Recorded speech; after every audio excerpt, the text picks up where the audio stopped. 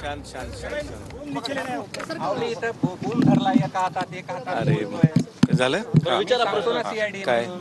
पहिल्याच तर खंडणीच्या प्रकरणात सुनावणी झाली आणि त्यामध्ये न्यायालयीन पूर्वी झाल्यानंतर कोर्टाच्या गुन्ह्यात आरोपी केल्याचं SITने स्पष्ट केलं. त्यानुसार प्रोडक्शन वॉरंट कोर्टाकडून घेतलेलं आहे. हो. उद्या पुन्हा कोर्टात हजर केलं जाईल. आणि कशा पद्धतीची पुढची तुमची लढाई असणार? नाही, आता जे त्यांच्या PCR त्यांच्या CIDच्या कस्टडीमध्ये त्यांना घेतलेलं आहे दुसऱ्या गुन्ह्यामध्ये, ते आम्ही चॅलेंज करणार आहोत. आणि तसे कुठलेही जर खंडणीच्या गुन्ह्यामध्ये जर आम्ही सकाळी पाहिलं की त्यांचा कुठलाही सहभाग आलेला नाही.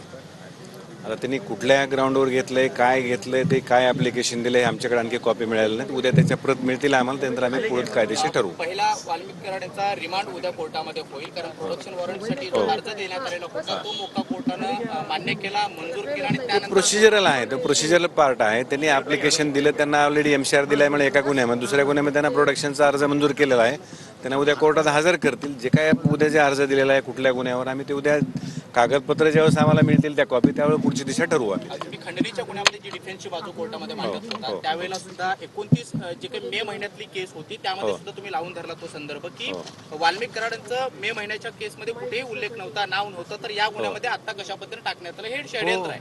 हो, आमचं तेच म्हणणं आहे की 29ला कुठल्या तरी आरोपीच्या विरोधात एक कंप्लेंट होती आणि जे काही दुसरी फिर्याद झालेली 11-12ला जी सापुनाच घरी आताची फिर्याद, त्याचा आणि याचा ह्या गुन्ह्याचा कुठलाही अर्थार्थी संबंध नाही.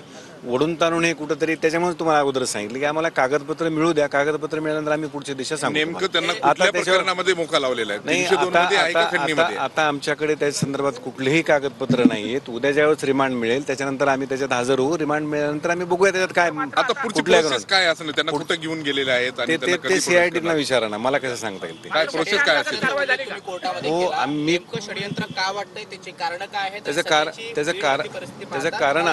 कारण असं की 29 त्यांचं म्हणणं आहे की 29/11ला यांना ही खंडणी मागितली गेली.